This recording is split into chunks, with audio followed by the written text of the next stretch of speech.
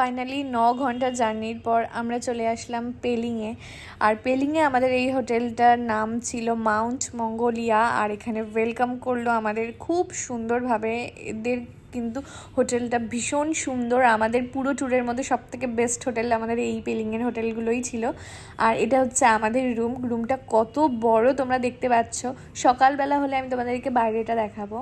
আর ওয়াশরুমটাও দেখো কত বড় আর কতটা নিট অ্যান্ড ক্লিন। আর ঠিক আমাদের রুমের উল্টো দিকেই ছিল মা বাবাদের রুমটা।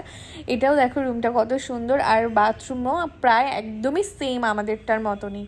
তো আর বেশি সময় নষ্ট না করে এবার আমাদের ডিনারে যেতে হবে, কারণ 9টার মধ্যে ওদের রেস্টুরেন্ট বন্ধ হয়ে যায়। পাহাড়ে রাত 9টা মানে আমাদের এখানে 10টা সাড়ে 10টার মতন। তো যথারীতি আমরা চিলি মাশরুম অর্ডার করেছিলাম, আর lachha paratha, chicken 65 plus dinner করে আমরা শুয়ে পড়েছি। আর পরের দিন সকালবেলা আমরা উঠে চলে এসেছি ব্রেকফাস্ট করতে।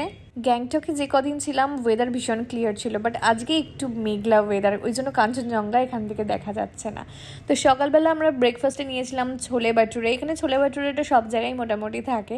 তো আমাদের গাড়ি এসে গেছে, আর এটা হচ্ছে আমাদের হোটেলের ফুল ভিউ। দেখা হচ্ছে তোমাদের সাথে নেক্সট ভিডিওতে।